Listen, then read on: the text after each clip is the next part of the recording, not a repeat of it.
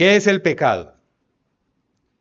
El pecado es infracción de la ley de Dios, correcto. Entonces, ¿qué es el pecado? El pecado es dolor. El pecado es sufrimiento. Pecado es angustia. Pecado son lágrimas derramadas. Pecado es tristeza. Pecado es guerra. Es violencia. Pecado es injusticia a una viuda o a una anciana. Pecado son niños muertos. Pecado son hombres asesinados. Todo eso es infracción, transgresión a la ley de Dios o las consecuencias de transgredir la ley de Dios. ¿Podemos compartir las diapositivas, por favor? Quiero compartir con ustedes algunas diapositivas que nos van a ayudar a poner en orden lo que es pecado y las consecuencias del pecado. Por el pecado entró la enfermedad al mundo, a la humanidad. Lo pueden leer en Deuteronomio 28, 15 y Deuteronomio 15 también. Por el pecado entró la escasez de alimentos y bienes. Por el pecado nos acortaron el tiempo de vida. Por el pecado, el ser humano es un depredador de sí mismo.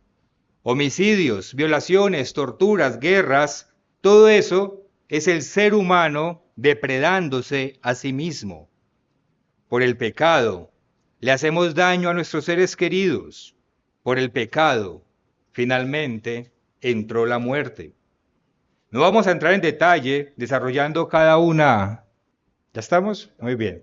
Entonces, esa es la lista que les mencionaba al principio y ahí están las citas bíblicas en las que hacen referencia a esas consecuencias que se originan a partir de la transgresión del pecado.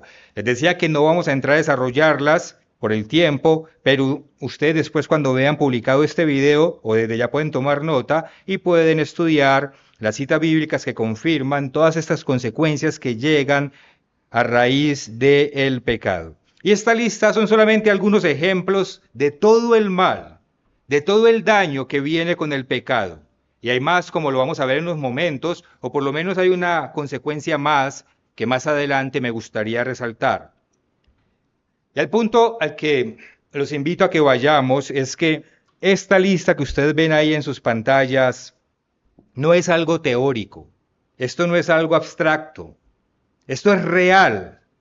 Estas consecuencias son muy reales y afectan nuestra vida individual y también como humanidad. Y esas consecuencias las podemos confirmar solamente prestando un poquito de atención a todo lo que ocurre a nuestro alrededor.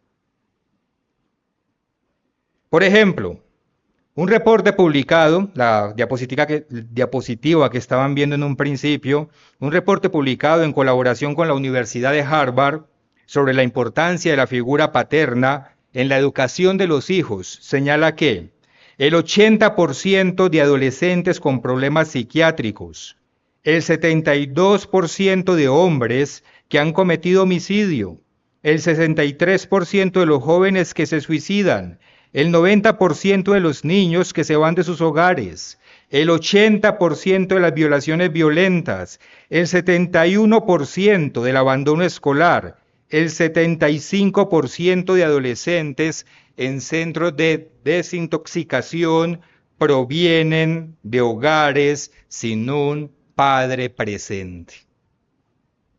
Veremos ese porcentaje tan alto, tan altísimo, de los problemas que padecen aquellos hogares que no tienen al padre presente en el hogar, aquellos hogares en los que no hay una figura paterna.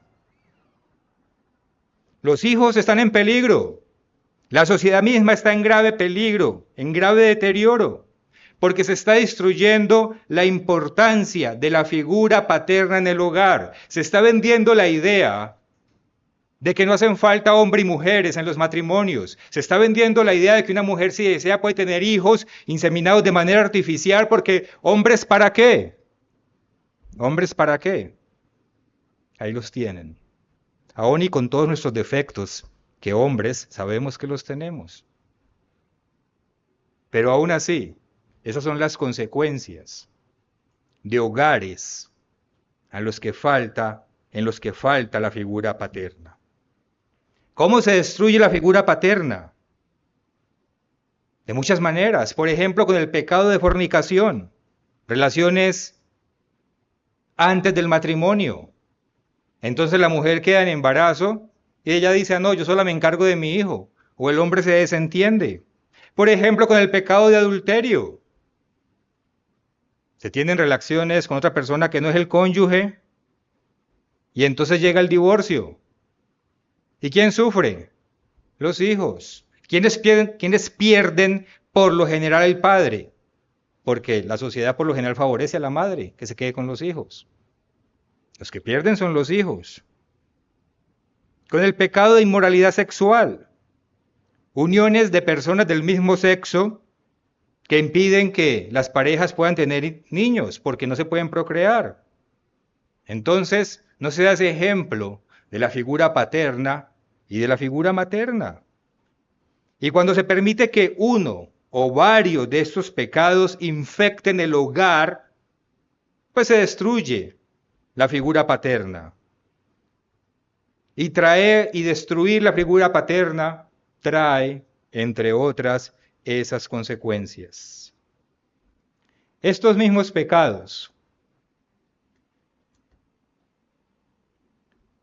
de fornicación, adulterio e inmoralidad sexual no solamente destruyen la figura paterna, sino que también obviamente destruyen la institución del matrimonio que Dios creó.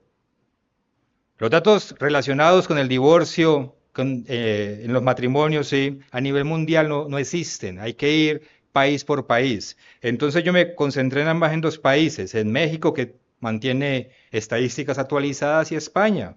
Por ejemplo, en México, el año pasado, los matrimonios cayeron un 21%, pero los divorcios se dispararon un 65%.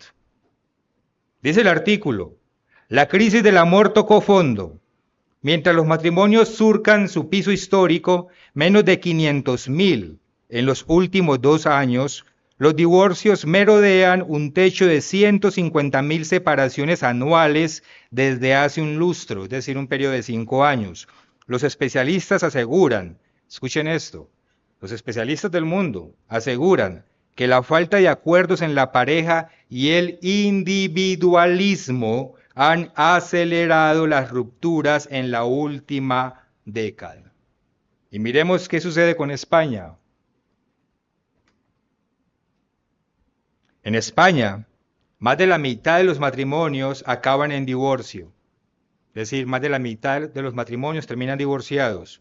Unos años antes, la probabilidad de que alguien llegara soltero a la edad de 50 era casi nula, era muy escaso de ver. Ahora el 43% de los hombres y el 47% de las mujeres llegan solteros a la edad de 50 años. Es decir, la gente ahora no se quiere casar. No se quiere casar. Y como vemos en las estadísticas que el mismo mundo secular nos proporciona, el individualismo, el egoísmo, el facilismo, la incapacidad de ser esforzados, la incapacidad de ser sacrificados, la incapacidad de mantenernos fieles a una sola persona, está destruyendo el matrimonio. Todo lo queremos fácil, todo lo queremos ventajoso, no queremos sacrificio, no queremos compromiso, no queremos complicarnos. Y la consecuencia de una vida llevada con esa facilidad y con esa ligereza es que no es una vida apta para un matrimonio. El matrimonio requiere esfuerzo, sacrificio, requiere negarnos a nosotros mismos para aprender a convivir en pareja. Otra nefasta consecuencia del pecado es el peligro de extinción de la humanidad misma. uniones entre personas que no se pueden reproducir por ser del mismo sexo, abortos disparados en casi todos los países del mundo, el adoctrinamiento de que el embarazo es un problema para la mujer y que limita su libre desarrollo, que limita su libre ejercicio, el egoísmo y el individualismo que ya mencionamos, ¿a qué lleva? Pues lleva a poner en riesgo la existencia de la humanidad misma. Como vemos en ese artículo, las tasas de natalidad, es decir, de nacimiento de bebés, están cayendo en todo el mundo y hay alarma ya porque no están naciendo los suficientes niños para reemplazar la población. Dice ese artículo, los efectos de esta transición demográfica ya se sienten en varios sectores, incluido el educativo y el inmobiliario, y plantean desafíos significativos para el financiamiento de la atención a una población envejecida. Resulta que si no nacen la suficiente cantidad de personas, se generan una cantidad de problemas en nuestra sociedad porque no hay suficientes personas para hacer las labores necesarias para mantenernos. Y lo curioso con esto es que, recuerdan que antes nos asustaban diciendo que la Tierra estaba superpoblada. Y hace 20 o 30 años introducían políticas para que tuvieran una natalidad responsable y no tuvieran 20, 30 niños, porque había muchos habitantes en la Tierra. Y ahora nos asustan que porque ya no están naciendo los suficientes niños. Y entonces hay países, que es verdad, y hay países en problemas, porque si siguen a ese ritmo no van a tener la capacidad de subsistir como país, porque no están naciendo los suficientes niños para mantener la población en la tierra. Y sumemos a toda esta lista de las consecuencias del pecado, las guerras, por ejemplo, las que hay ahora, Gaza, Ucrania, Burkina Faso, Somalia, Sudán, Yemen, Myanmar, Nigeria y Siria. Son las guerras que hay ahora en el mundo, las que están en este momento. Creo que hay que sumar el Líbano, que entró ahora en guerra con Israel. Y sumemos las enfermedades que entran como consecuencia del pecado. A veces no directamente de mi pecado, sino del pecado del mundo en el que me rodea, porque contaminamos el mundo en el que vivimos por el pecado, porque no cuidamos la creación de Dios, y eso nos enferma. Y sume también las enfermedades, esas irresponsabilidades de cada uno de nosotros, de transmisión sexual, disparadas y en aumento. Por cuestión de tiempo no quise traer más estadísticas. Pero llevemos esto a términos aún más concretos. Llevemos esto a experiencias aún más personales. Porque a veces pensamos que eso son cosas por allá lejanas, estadísticas o números que no nos afectan, nos parecen un poco abstractos, pero no es así. Un miembro de la Iglesia de España ayer nos compartía esto. Los menores tutelados en España. Los menores tutelados. Resulta que el gobierno español tiene una política de tutelar a los niños, es decir, quitarle la tutela a los padres para que el gobierno sea quien los tutele, los cuide. El negocio de la gallina de los huevos de oro, dice. Voy a leer algunos apartes, de pronto ustedes no alcanzan a leerlo. Dice, los servicios sociales en España pueden apartar a los menores de sus familias sin orden judicial el resto de sus vidas. En un Estado de Derecho, la decisión sobre la protección y el bienestar de los menores es responsabilidad de un juez, mientras en España la lleva a cabo la administración pública. Dice otro aparte, los servicios sociales solicitan informes a distintas entidades sin el consentimiento de los padres, ya que no se les da traslado de las actuaciones administrativas. De esta forma, las familias biológicas no tienen la opción de presentar alegaciones con documentos de descargo. Seguidamente, los niños son llevados a un centro de menores tutelados, donde en muchos casos sufren diferentes tipos de maltrato e incluso llegan a ser abusados. Durante ese proceso muchos padres se ven anulados y restringidos de sus derechos de comunicación con sus hijos, ya que todas las medidas que toma la administración llegados a ese punto las hacen para conseguir el objetivo de desarraigar a los menores de sus familias biológicas y extensas. Comentaba este miembro en España, que en estos momentos el gobierno español tiene más de 70.000 niños tutelados, es decir, 70.000 niños que le quitó a los papás y el Estado dijo, yo los cuido.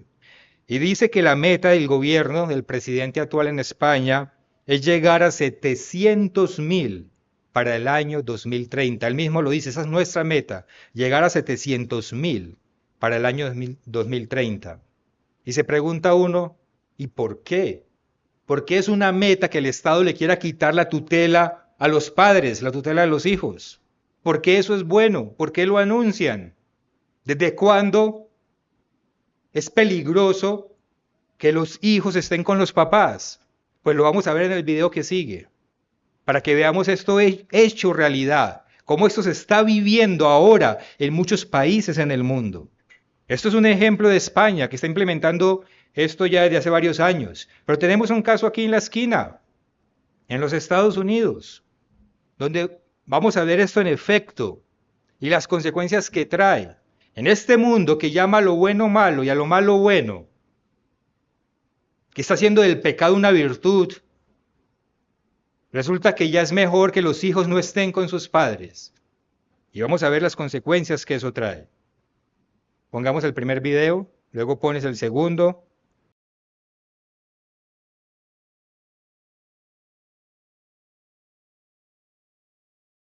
Hermanos, hoy es día de ayuno, hoy es día de aflicción, hoy es día de humillarnos ante Dios, ante nuestro Creador, rendido a sus pies, a los pies del Padre y a los pies de Cristo, porque hoy es un día dedicado a reconocer que somos pecadores y que nos urge mucho como humanidad, pero también de manera individual, desarraigar todo ese pecado de nuestras vidas para volver a reconciliarnos con Dios. Porque nosotros como pueblo de Dios, nosotros reconocemos que todo ese dolor, todo ese sufrimiento, toda esa angustia, tienen una misma y una sola causa: el pecado, la infracción a la ley de Dios. Vamos al Salmo 97, por favor.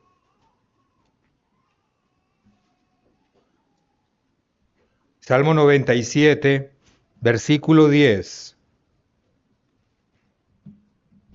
Dice aquí, Salmo 97, 10.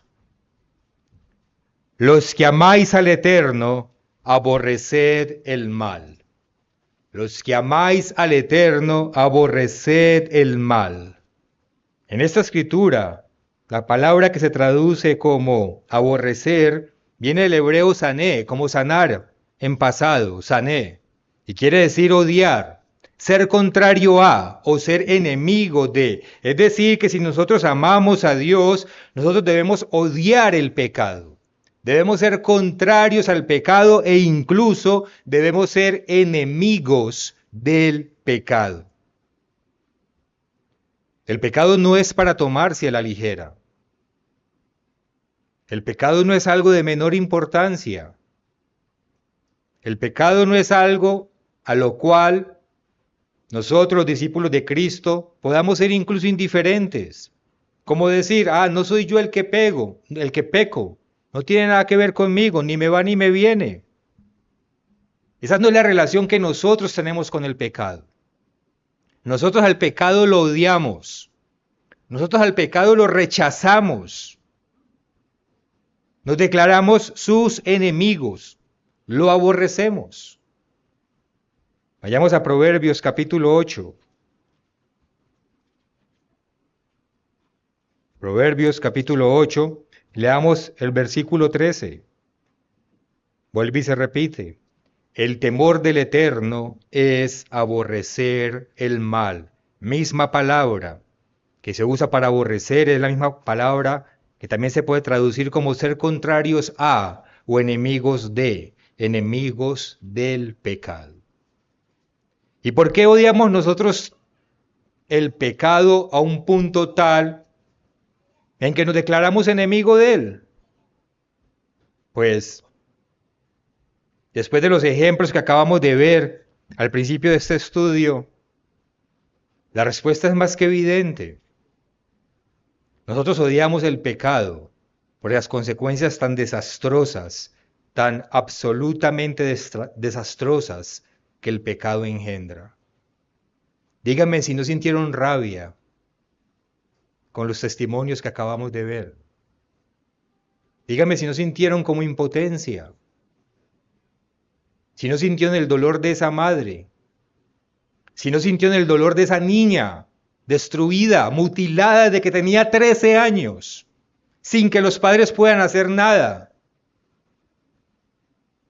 Ese es el odio que nosotros sentimos por el pecado, porque todo eso es a causa y a consecuencia del pecado que hay en el mundo.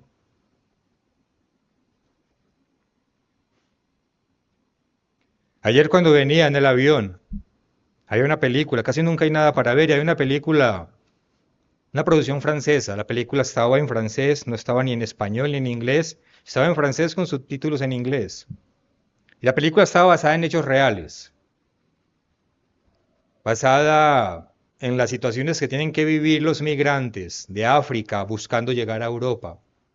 Y es una película muy bien hecha y muestra a dos jóvenes de 16 años, dos primos, alegres, trabajan duro en lo que pueden, hacen lo que pueden en construcción, en la calle, en lo que sea, para ahorrar algo de dinero. Viven en las condiciones más grandes de pobreza, viven en un basurero literalmente. Viven en un cuarto, todos duermen en el piso, él con sus 4 o 5 hermanitos y la mamá porque el papá estaba muerto. Y eran felices ahí en su pobreza, en su miseria. Les gustaba, hacían música, según su estilo, les gustaba hacer música. Pero por supuesto, no quieren seguir viviendo toda su vida así. Entonces tienen el sueño de emigrar por una vida mejor. Y en la película muestran como uno de estos jóvenes va y habla con la mamá y le dice, mamá, me quiero ir a Italia. Inmediatamente se le ve el terror en la cara de esa madre. Se enoja, ¿cómo se le ocurre que va a hacer eso? Lo regaña, lo reprende, no ve que eso es prácticamente una sentencia de muerte. Y la mamá con mucha rabia y no podía evitar que las lágrimas le salieran, porque ella en el fondo sabía que su hijo simplemente estaba luchando por tener una mejor vida y que no lo podía detener. Y así fue, un par de días después. Él y su primo se escapan y empiezan a migrar, intentando llegar a Italia. Los estafan, el mismo gobierno, las mismas autoridades le quitan todo el dinero a un par de días de haber salido, de haber empezado su recorrido. Los abandonan en medio del desierto, los abandonan en el mar, los secuestran, los torturan, los venden como esclavos. Y en el camino ven como otros corren la misma suerte que ellos. Hombres, mujeres, niños, en ese peregrinar junto con ellos. Muestran madres, yo era sorprendido, a mí se me salían las lágrimas, madres cargando niños de brazos días en el desierto, sin casi agua para tomar, hasta que al final algunas de ellas simplemente caían de rodillas y ahí morían. Y nadie las podía ayudar, porque ayudarlas significaba morir también. Y después llegan los piratas y los secuestran, y los torturan y extorsionan a sus familias, y todo eso sucede todos los días en este mundo que nos rodea. Todos los días.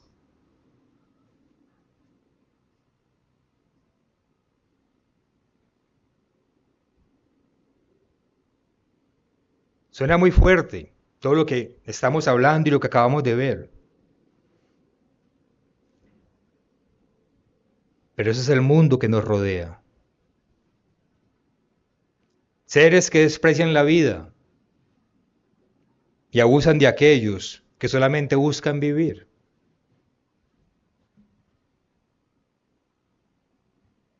Las noticias de barcos que se hunden en el medio del mar y mueren miles de migrantes o cientos de migrantes Ya ni siquiera se escuchan, ya no son noticia. Como tampoco las noticias cuando amanecen en esas playas con hombres, mujeres y niños muertos porque el mar los vomitó por la noche.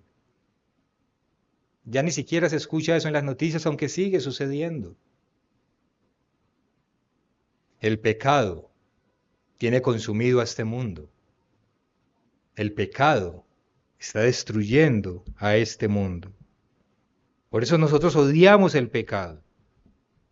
Porque todos los males se podían evitar solamente si la humanidad siguiera la ley de Dios. Todos ellos. Y estamos hablando de la humanidad en general, pero también es necesario bajar la escala un poco a nuestra vida personal. Porque cuando nosotros como discípulos de Cristo dejamos que cualquiera de esos pecados en cualquier nivel entre en nuestra vida personal, y pasa, todos sabemos que pasa y tristemente pasa más de lo que debería, entonces empezamos a padecer ese sufrimiento, ese dolor y esa tristeza en nuestra carne propia. Vemos en nuestros propios hogares, en nuestros propios hijos y aún en nosotros mismos las consecuencias del pecado, la enfermedad, la ansiedad, la degradación moral, la escasez de alimentos, las peleas y los pleitos, y la muerte consumiéndonos en nuestros hogares cuando dejamos que el pecado entre en él, como está consumiendo el mundo allá afuera. Pero además de eso, y esta es la otra consecuencia del pecado que quería mencionar, nosotros en particular, nosotros que hemos disfrutado de los deleites, del gozo, de la paz y de esa sensación de seguridad que se siente cuando estamos en la presencia de Dios, cuando nosotros pecamos, sentimos inmediatamente un vacío, sentimos inmediatamente un desconsuelo, una soledad y una desprotección, porque sabemos que nos estamos escondiendo de la presencia del Creador. Para nosotros en el pueblo de Dios el pecado tiene un ingrediente aún más delicado, porque el mundo no conoce a Dios. El mundo no sabe qué es sentirse bajo la protección de Dios. Nosotros sí. Y cuando pecamos, sabemos lo que se siente no estar bajo la protección de Dios. Nos sentimos solos. Aunque estemos rodeados de mucha gente, nos sentimos completamente solos, porque sabemos que no estamos con el Creador. Al final esa es la consecuencia para nosotros más dura de permitir que el pecado entre en nuestras vidas. La consecuencia más fuerte es que el pecado nos aparta de Dios, porque estar apartado de Dios significa estar apartados de su misericordia, significa estar apartados de su protección, significa estar apartados de sus bendiciones, significa estar apartados de su consuelo. Y entonces, ¿qué sentimos en ese momento? Sentimos miedo. Sentimos miedo. ¿Qué fue lo primero que hicieron Adán y Eva después de que pecaron? Génesis capítulo 3, versículo 8.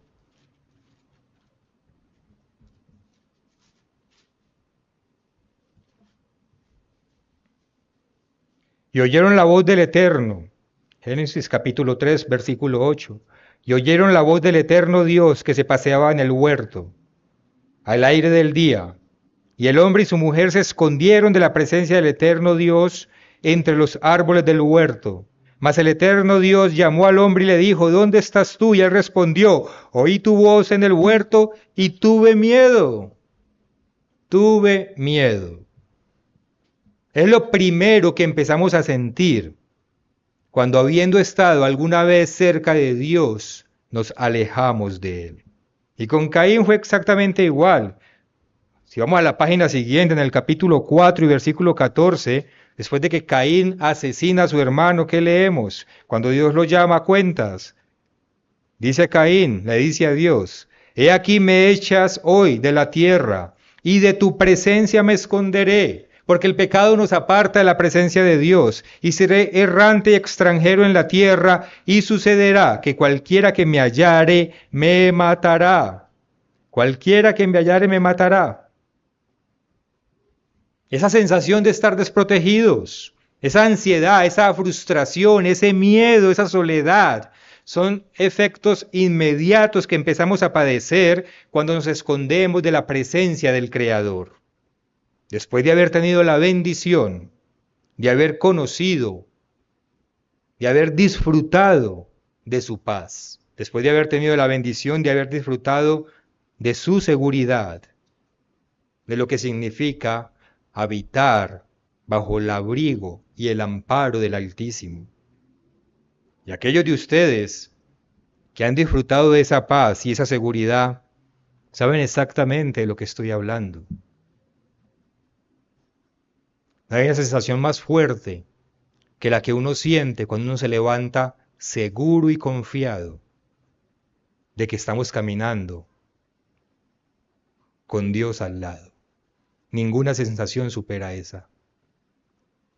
Nada nos atemoriza, nada nos irrita, nada nos cansa, nada nos debilita, porque sabemos que el Todopoderoso está con nosotros.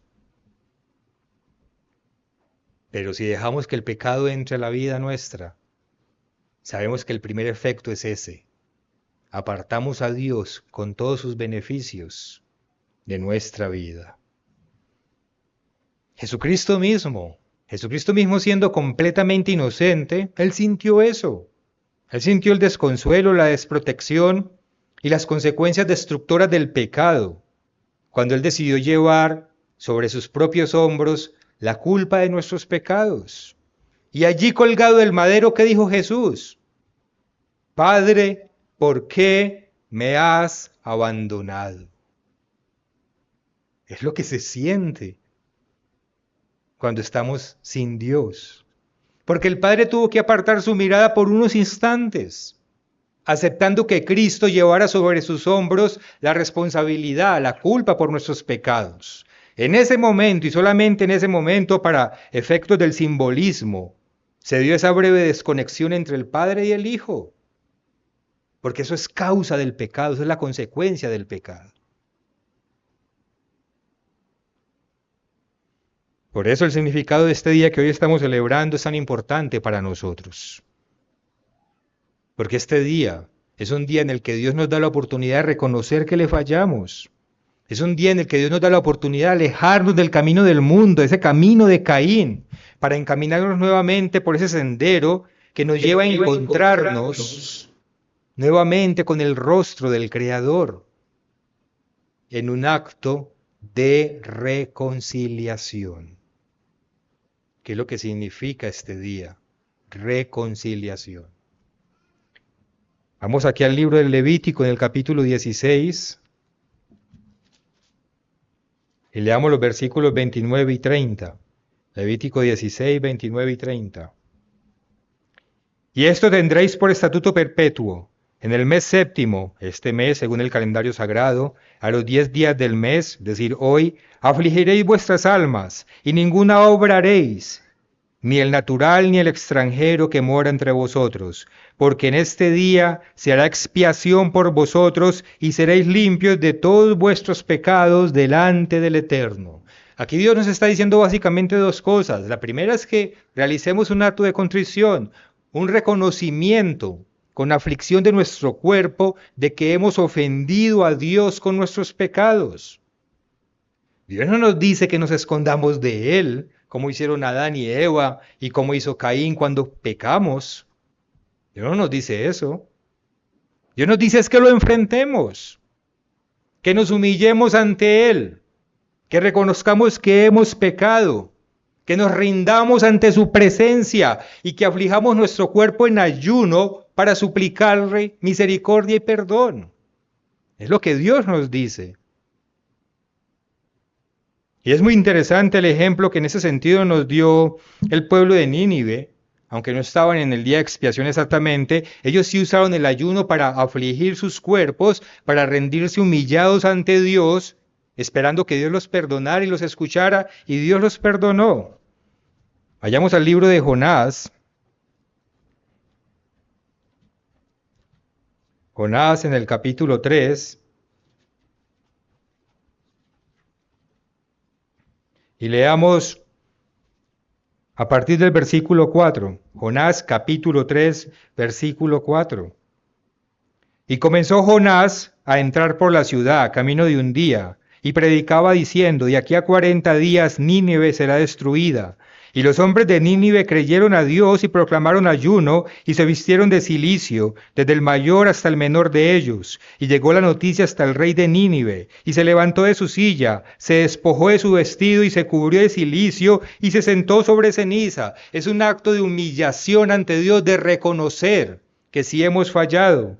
E hizo proclamar y anunciar en Nínive, por mandato del rey y de sus grandes, diciendo, hombres y animales, bueyes y ovejas, no gusten cosa alguna. No se les dé alimento, ni beban agua, sino cúbranse de cilicio, hombres y animales, y clamen a Dios fuertemente, y conviértase cada uno de su mal camino, de la rapiña que hay en sus manos. ¿Quién sabe si se volverá y se arrepentirá Dios y se apartará del ardor de su ira y no pereceremos? Y versículo 10 que dice, y vio Dios lo que hicieron, que se convirtieron de su mal camino y se arrepintió del mal que había dicho que les haría y no lo hizo. Y Nínive era una nación gentil, no era una nación israelita. Tomando esto de ejemplo, ¿qué pasaría si el mundo, en un acto de reconocimiento y de arrepentimiento de sus pecados, como lo hizo Nínive, le pidiera perdón a Dios? Sin duda alguna, el amor de Dios por su creación es tan grande que Dios perdonaría al mundo. Pero el mundo no lo va a hacer. Pero Dios lo haría. Si el mundo se humillara ante Dios, si el mundo reconociera que es pecador y empezara a someterse a la ley de Dios, Dios lo ayudaría. De hecho, eso va a pasar en el futuro. Justo antes del milenio está esta fiesta de expiación. Y esta fiesta simboliza esa reconciliación de Dios con el mundo, para que la humanidad pueda estar cara a cara frente al Rey de Reyes, cuando Jesucristo empiece a gobernar en la tierra.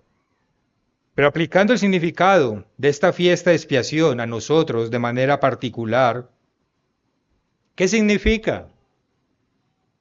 Significa reconocer, es decir, significa hacer lo que no hace el mundo. ¿Y qué es hacer lo que no hace el mundo? Es reconocer que sí somos pecadores. Reconocer que desde el día de nuestro bautismo hasta el día de hoy hemos transgredido el pacto que hicimos con Dios una o tal vez muchas veces. Y significa avergonzarnos con Dios por eso. Significa humillarnos ante Dios, buscando esa reconciliación. Eso es lo que significa este día para nosotros hoy. Reconocer que odiamos ese pecado, que odiamos sus consecuencias y reconocer que lo hemos cometido.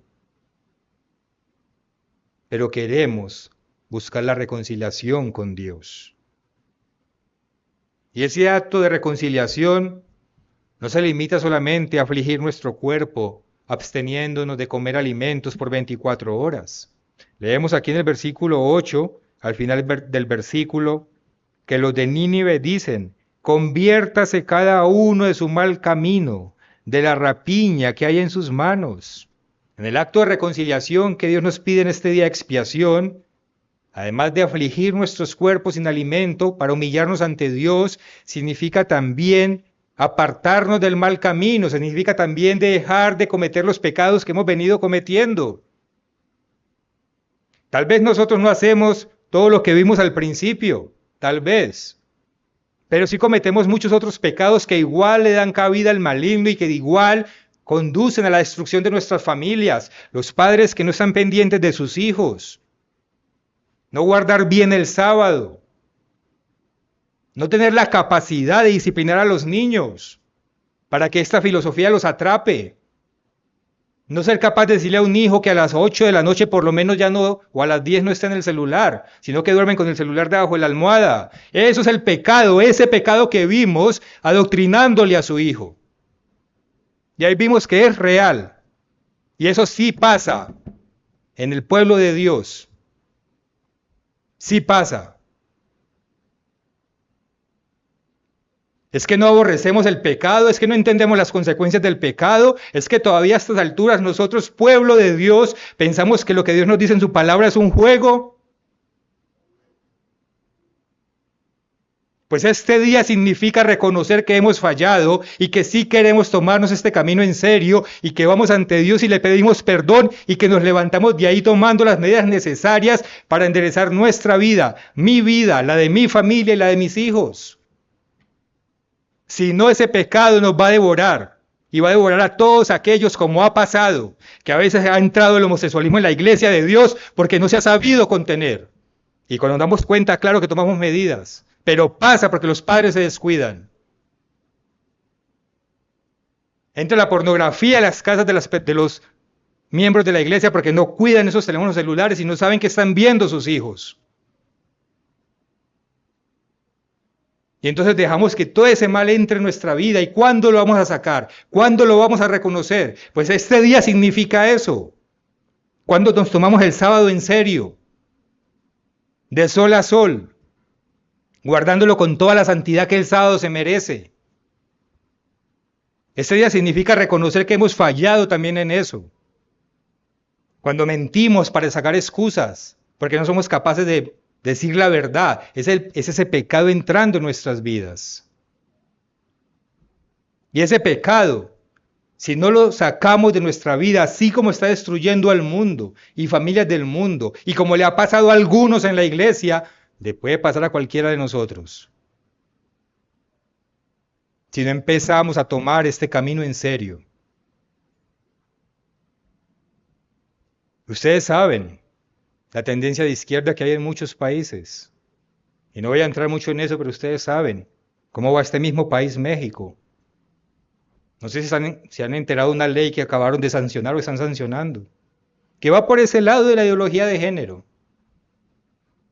Algunos de ustedes deben conocerla.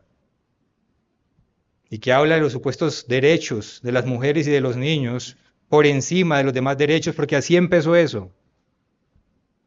Y acto seguido, a los padres no son idóneos para educar a los hijos.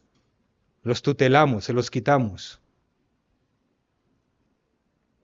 A mí primero me tienen que alcanzar, porque yo no me dejaría.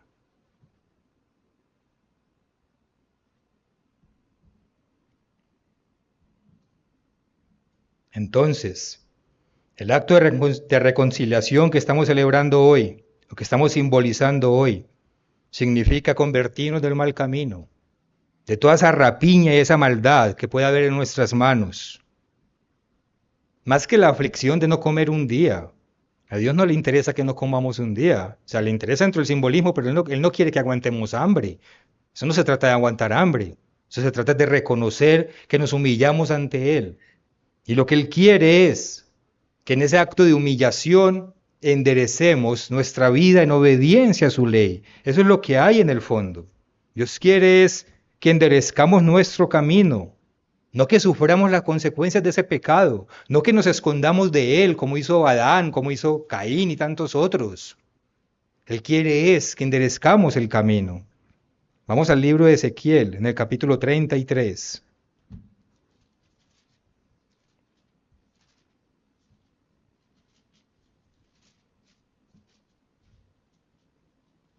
Versículo 10. Ezequiel 33, versículo 10. Tú pues, hijo de hombre, di a la casa de Israel, y nosotros somos el Israel espiritual, eso no hay que explicarlo. Vosotros habéis hablado así, diciendo, nuestras rebeliones y nuestros pecados están sobre nosotros, y a causa de ellos somos consumidos. ¿Cómo pues viviremos? Aquí se está reconociendo las consecuencias del pecado, pero lo estamos haciendo, reconocemos que todavía hay muchos pecados en nuestra vida. Está reconociendo que ese pecado causa angustia, causa muerte. Pregunta, ¿cómo pues viviremos? Versículo 11. Diles, vivo yo, dice el Eterno el Señor, que no quiero la muerte del impío, sino que se vuelva el impío de su camino y que viva. Volveos, volveos de vuestros malos caminos, ¿por qué moriréis? Oh iglesia de Dios. Esas palabras aplican para nosotros hoy. Versículo 14. Y cuando yo dijera al impío, de cierto morirás, si él se convirtiere de su pecado e hiciere según el derecho y la justicia, si el impío restituyere la prenda, devolvere lo que hubiere robado y caminar en los estatutos de la vida, no haciendo iniquidad, es decir, no transgrediendo la ley de Dios, vivirá y ciertamente no morirá. No se le recordará ninguno de sus pecados que había cometido. Hizo según el derecho y la justicia, vivirá ciertamente. Entonces Dios no busca que nos escondemos de su presencia, que nos escondamos de su presencia cuando pecamos. Él busca es que nos arrepintamos. Él busca que reconozcamos que este pecado es dañino y que por eso lo debemos aborrecer y que por eso lo queremos sacar de nuestras vidas. Y esto nos lleva a lo segundo que Dios nos dijo en Levítico 16:30. Y es que después de afligir nuestros cuerpos en ayuno y de tener la firme convicción de corregir nuestro camino, entonces seremos limpios de nuestros pecados delante del Eterno. Leamos nuevamente Levítico 16, versículo 30.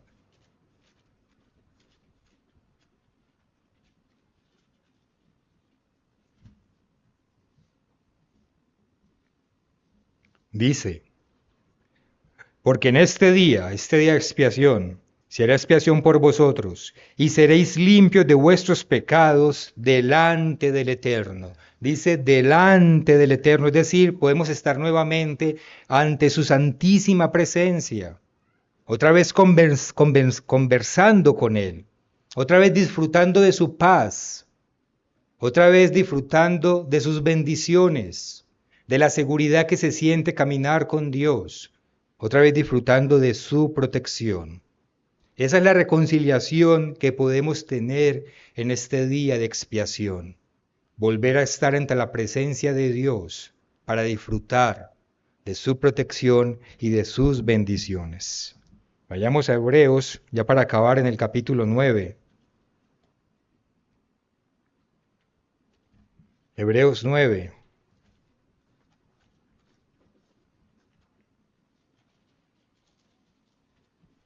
Y leamos de los versículos 6 al 8. Hebreos 9, versículos 6 al 8.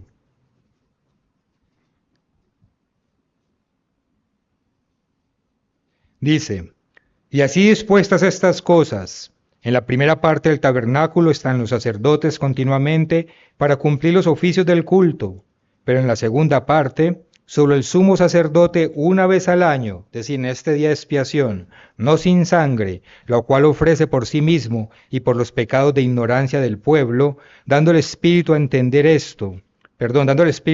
con esto que aún no se había manifestado el camino al lugar santísimo, entre tanto la primera parte del tabernáculo estuviese en pie. Y los siguientes versículos, ustedes conocen muy bien estas escrituras, pues explican cómo Jesucristo ya es nuestro sumo sacerdote para siempre, explica cómo Él murió por nuestros pecados, algo que antes se representaba con los sacrificios de animales, ahora eso se cumplió en su muerte, y en su muerte sabemos que ese velo que se menciona aquí, que separaba el lugar santo del lugar santísimo, se rasga en dos, dándonos acceso a estar ante la presencia directa del Creador. Y así llegamos hasta el capítulo 10, en el versículo 19. Entonces ya con ese velo, que con la muerte de Cristo se rasga en dos, leemos Hebreos 10, 19. Así que hermanos, teniendo libertad para entrar en el lugar santísimo. ¿Dónde está el lugar santísimo? Allá se encuentra la presencia de Dios. Por la sangre de Jesucristo, por el camino nuevo y vivo que Él nos abrió a través del velo, esto es de su carne, y teniendo un gran sacerdote sobre la casa de Dios, acerquémonos con corazón sincero, en plena certidumbre de fe, purificado los corazones de mala conciencia y lavado los cuerpos con agua pura. Vemos entonces, solamente una vez al año, el día de expiación, podía entrar el sumo sacerdote al lugar santísimo ante la presencia del Eterno. Pero ahora, bajo el nuevo pacto, Jesucristo, nuestro sumo sacerdote, nos abrió el camino a todos nosotros para que podamos estar ante la presencia del Eterno. Y en este día especial lo podemos hacer de una manera mucho más significativa. No que los otros días no podamos estar ante la presencia de Dios. Claro que sí, si no estamos en pecado. Pero este día es una oportunidad especial de reconciliación. Porque en este día Dios nos dice, no se queden en el pecado. Dios nos dice, no se escondan de mí. Están fallando. Hay detalles que mejorar. No se quede caído en el piso. Levántese, siga luchando, busque la reconciliación conmigo. Lo acabamos de leer en Ezequiel 33. Dios nos dice, yo no quiero que usted muera. Lo que quiero es que usted se vuelva de su mal camino, que perfeccione aquello que necesita perfeccionar y alcance la vida. Eso es lo que Dios nos está enseñando en este día, que debemos buscar siempre la reconciliación con Él. Y entonces podemos volver a sentir esa paz, esa protección y esa bendición que Él nos brinda. Dios nos está diciendo con este día, recuerde, si pecó, si falló, si tropezó, recuerde que nos podemos reconciliar. Venga ante mí humillado y reconciliémonos. Corrija su mal comportamiento y yo volveré a cuidar de usted. Yo entiendo que hoy todos nosotros estamos ayunando y entiendo que no hemos consumido ningún alimento desde ayer cuando se puso el sol y no consumiremos otro hasta que vuelva a ponerse el sol. El ayuno va de tarde a tarde. Está muy bien que todos estemos ayunando hoy, ese es el primer paso. Pero ya se arrodilló ante los pies de Dios y se humilló con lágrimas en los ojos, pidiéndole perdón y suplicándole que lo deje estar nuevamente en su presencia. Ya cumplió con esa otra parte. Cumplió la parte de humillarse ante Él, con lágrimas, con llanto y con súplica, diciéndole, aborrezco el pecado que hay en mí. Cumplió la parte de decirle, me comprometo a levantarme a partir de hoy y a corregir esto y esto y esto que tengo que corregir. Porque si nada más está cumpliendo con la parte de aguantar hambre, aún no ha cumplido el significado completo de este día. Aún no ha cumplido con el propósito que Dios quiere que cumplamos. Porque es abstenernos de comer en un acto de humillación ante Dios, reconociéndole con lágrimas que todo ese pecado que vimos lo aborrecemos y que de ninguna manera queremos caer en él. Implorándole que nos rescate de todo ese mal, implorándole que nos dé una oportunidad de seguir en su presencia y que por favor nos devuelva esa paz y esa seguridad que solamente se puede sentir cuando habitamos bajo su presencia. Si no lo ha hecho, aún tiene tiempo. El día no ha terminado. No deje pasar esta oportunidad única de acercarse a Dios con un corazón sincero y arrepentido, que lo limpie de cualquier mala conciencia y con la fe, la certeza absoluta de que Dios lo perdonará. Y cuando lo haga, o si ya lo hizo, que Dios lo bendiga, mientras disfruta de su paz, mientras disfruta de ese gozo y de esa protección que sentimos cuando la sombra de Dios nos cobija. Odiamos el pecado, odiamos sus consecuencias, nos declaramos sus enemigos, porque el pecado destruye, porque el pecado es llanto, es dolor, es injusticia y es muerte. Odiamos el pecado porque el pecado nos aleja de Dios, pero amamos y atesoramos este día de expiación, porque nos recuerda que podemos volver ante la presencia del Creador, buscando la reconciliación. Y cuando lo hacemos, entonces no volveremos a sentir miedo, sino que cada uno de nuestros pasos lo daremos con plena seguridad. Meditemos en el significado de este día, en el significado completo, y el resto de día que queda es un día de aflicción. Vuelvan a sus casas rápido, no se queden por ahí. Vayan y busquen la intimidad con Dios, enciérrense en sus cuartos, órenle a Dios, derramen todo su corazón con Dios, pídanle perdón y levántense fortalecidos con la seguridad de que Dios seguirá con ustedes.